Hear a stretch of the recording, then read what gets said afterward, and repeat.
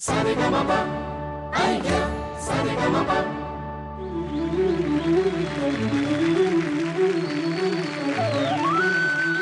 नमस्कार, तुम्हा सगळ्यांचं मनपूर्वक स्वागत आहे आयडिया सारेगमप स्वर मनातले स्वप्न ताऱ्यांचे मध्ये।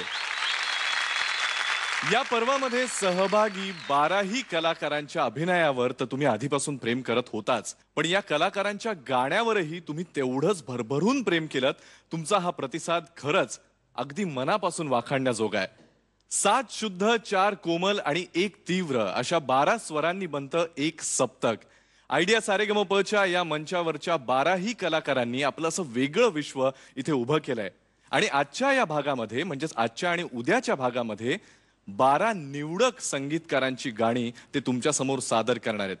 पण आजच्या या भागाची सुरुवात करण्या अगोदर आपण स्वागत करूयात आपल्या परीक्षकांचं। अवधूत गुप्ते,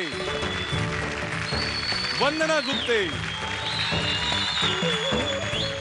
आज ज्या संगीतकाराच्या गाण्यानं आपण कार्यक्रमाची सुरुवात करणार आहोत यांच्या तर घराण्यातच गाणं होतं, यांच्या तर घराण्यातच लोकसंगीत होतं। लोकसंगीताचे वेगवेगळे प्रकार म्हणजे लावणी, पोवाडे यांनी आपल्या संगीतानं घराघरात पोहोचवले। नुसते पोहोचवले नाही तर त्याचबरोबर समाज प्रबोधन सुद्धा केलं। एकाच वेळेस अभंग आणि लावणी या दोन्हींना तेवढ्याच ताकदीनं चाली लावणारा आणि त्याचबरोबर समाज प्रबोधन करणारा असा हा संगीतकार। याच संगीतकाराचा अभंग घेऊन येणाऱ्या पहिल्या कलाकाराचं स्वागत करूया जोरदार टाळ्यांनी। प्रशांत दामले।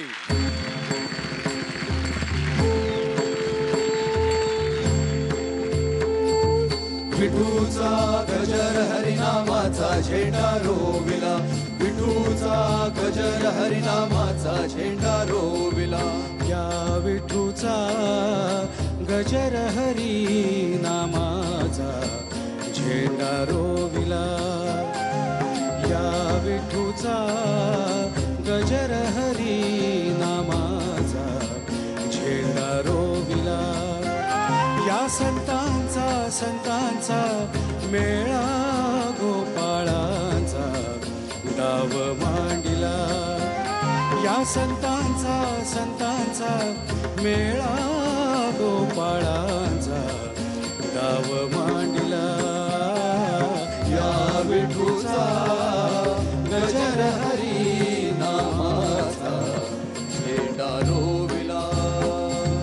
उखळण प्रेमाची काढिली, उखळण प्रेमाची काढिली, स्वस्थ बसुनी सद्गुरु जवळे, स्वस्थ बसुनी सद्गुरु जवळे। प्याला घेतला ज्ञानाचा, प्याला घेतला ज्ञानाचा, तोच अमृताचा डाव मांडिला। या विठूचा गजर हरिनामाचा झेंडा रोविला। पंचतत्वांची गोफण क्रोध पाखरे जाण, पंचतत्वांची गोफण क्रोध पाखरे जाण। धोंडा घेतला ज्ञानाचा करीतसे जागरण। केशवदास म्हणे संतांचा, केशवदास म्हणे संतांचा।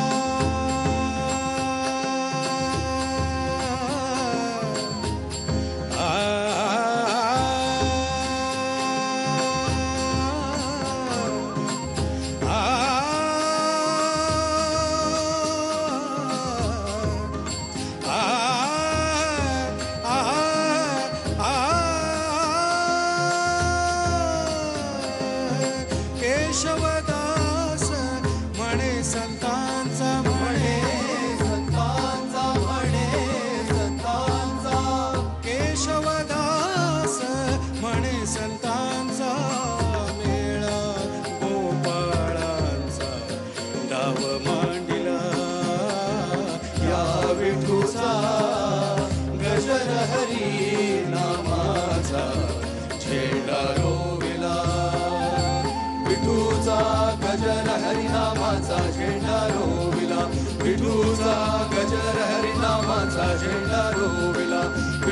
वेठूचा गजर हरिनामाचा झेंडा रोविला. क्या बात आहे. आजच्या या भागाची सुरुवातच नामाच्या गजरानं व्हावी, यापेक्षा अजून छान काय असू शकतं. मला खूप आवडलं. विचारूयात आपण. तुम्ही गात असताना तुमच्या चेहऱ्यावरचे जे भाव होते ते अक्षरशः मला पंढरीला घेऊन गेले म्हणजे. आणि विशेष करून मला ज्यावेळेला तुम्ही गाणं सुरू केलं त्यावेळेला एक वेगळ्या प्रकारची उत्कंठा माझ्या मनामध्ये निर्माण झाली की हे गाणं ज्यांनी कंपोज केलंय ते स्वतः संगीतकार शाहीर साबळे, ज्यांचं बलस्थान असं म्हणायला गेलं तर म्हणजे फोक किंवा लोकसंगीतावर त्यांची हुकुमशाही त्यांनी गाजवली. अशा संगीतकारांनी हे कंपोज केलेलं गाणं आणि त्यांनी प्रत्यक्ष तुम्हाला शिकवलं ते. तर तुमच्याकडनं ते ज्या वेळेला आम्हाला ऐकायला मिळेल त्यावेळेला प्रत्यक्ष देणाऱ्यांनी असं दिलेलं आणि आम्हाला त्याचं एक छान प्रतिबिंब बघायला मिळेल अशी एक अपेक्षा होती जी तुम्ही 100% पूर्ण केलीत. शाहिरांनी बसून मला गाणं शिकवलं होतं आणि त्यांनी सांगितलं होतं की ह्याच्यात ॲक्टिंग करायचं नाही आहे, ह्याच्यात अभिनय करायचं नाही, हे आपण उपदेशपर गाणं आहे. त्यामुळे उपदेश करताना जसं हलक्या स्वरात किंवा हलक्या एक्सप्रेशन्सने आपण ज्या पद्धतीने सांगत असतो एखादी गोष्ट, या पद्धतीने हे गाणं सादर करायचं आहे. तुझा आवाज स्वच्छ लागायला पाहिजे आणि प्रत्येक सूर लागायला पाहिजे. हे त्यांनी मला हे गाणं 82-83 मध्ये मी गायलं होतं महाराष्ट्र की लोकधारामध्ये, म्हणजे टूरच्या दरम्यान गायलं होतं. एक किस्सा असा आहे की 83 साली महाराष्ट्र की लोकधारा त्याच्या सुरू झालं होतं आणि टूरसुद्धा सुरू होतं. आणि टूरमध्ये माझा स्वर्गवासी मित्र मंगेश दत्त काम करायचं त्यामध्ये. आणि टूरमध्ये सुद्धा गाणी होती, लोकधारेमध्ये सुद्धा गाणी होती. आणि टूरमध्ये काम करता करता गाण्यांची त्या गाण्यांचा त्याच्यावर ताण यायला लागला. त्यामुळे पुरुदादाने म्हणजे पुरुपुरीने मला हा 12 दिसतो आणि 12 गातो म्हणून मला बोलवलं. आणि टूरची काही गाणी 2-3 गाणी मी गायचो आणि बाकी सगळी तो गायचा. गणपतीच्या दरम्यान 11 दिवसाचे गणपती असतात, त्यामुळे पूर्वी गणपतीचे दौरे मजबूत व्हायचे. तर ह्यालाही 11 दिवसाचा दौरा आला, त्यालाही 11 दिवसाचा दौरा आला. मग कुठला दौरा कोणी करायचा असा प्रश्न निर्माण झाला. आणि मी डेफिनेटली महाराष्ट्र की लोकधारा मी करीन असं म्हटलं, कारण ती गाणी वाचून म्हणायची होती. कारण माझा प्रॉब्लेम असा आहे, गाणी पाठ होत नाहीत ना माझी. त्यामुळे टूची गाणी पाठ करण्यापेक्षा समोर डायरेक्ट येऊन मी सगळी 32-35 गाणी मी त्यावेळी म्हणायचो अख्ख्या कार्यक्रमात. पण हे कमाल आहे म्हणजे तुम्ही अख्ख्या नाटकाचे संवाद पाठ होतात तुम्हाला आणि मग गाणी होत नाहीत असं कसं हे काय रे? नाही, तो नाटकाचे संवाद कसा, एखादा अक्षर मागे पुढे झालं तरी को-आर्टिस्ट सांभाळून घेतात. आमचं उलट आहे. आम्ही जी गोष्ट लक्षात राहत नाही त्याला पटकन चाल लावतो. मला माझ्या गाड्यांचे नंबर लक्षात राहत नाही तर मी त्याला छोटी छोटी चाल लावलेली असते. म्हणजे MAQ 4713 असं वगैरे करून पाठ करत ते पाठ होतं. एनिवे, मगाशी तुमच्या गाण्याबद्दल परत सांगत होतो की तुमचा आवाज जो लागला तो इतका सुंदर, क्लिअर, छान, स्वच्छ लागला. सूर तुमचा प्रत्येक सूर आणि सूर इतका सुंदर लागला. आणि तुमच्या आवाजाला मला असं वाटतं आता इतकी वर्ष तुम्ही गाताय आणि संवादही बोलताय, तर त्यामुळे ना एक वेगळ्या प्रकारची धार आलेली आहे. आणि त्यामुळे तुम्ही अगदी सिम्पल, अगदी साध्या प्रकारे जरी गाणं मांडलं तरी ते अतिशय मनाला भिडलं. खूप खूप छान, मजा आली. धन्यवाद.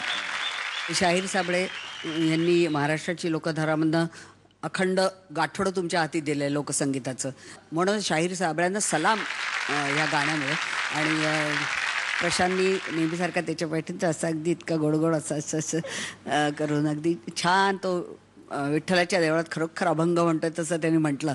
या गाण्याची मला एक आठवण झाली की मातीच्या चुली शूटिंग आम्ही विठोबाच्या मंदिरात करत होतो माटुंग्याला, आणि हेच गाण्याचं शूटिंग चाललं असं. हा इतका तल्लीन होऊन उत्कट होऊन गाणं म्हणत होता आणि एक्झॅक्टली ह्याचं उलटं चित्रण मातीच्या चुलीमध्ये की लोक सगळे तल्लीन होऊन गातायत आणि मी मात्र घरात ती मुलं सून काय करते, तिखटाचा चमचा मिठात घालते, मिठाचा हळदीत घालते, असं काहीतरी ते होतं. आणि मला इतकं वाईट वाटत होतं की इतकं छान मला ते ऐकायला मिळत नाही आहे, कारण मला ते अभिनय करायचा होता. याची एक आत्ता आठवण झाली म्हणून मी सांगितलं. पण मस्त, फारच छान, सुंदर लीलया. थँक्यू. आजपासून आता नुसत्याच कमेंट्स नाही तर गुण पण मिळणार आहेत. गुण विचारूया ना. ह्या सीझन मधली मार्क देण्याची पहिलीच वेळ आणि चांगले मार्क देण्याची संधी यांनी दिली आहे, तर हात राखून कशाला मार्क द्या.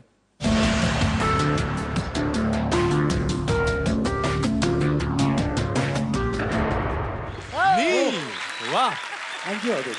क्या बात आहे.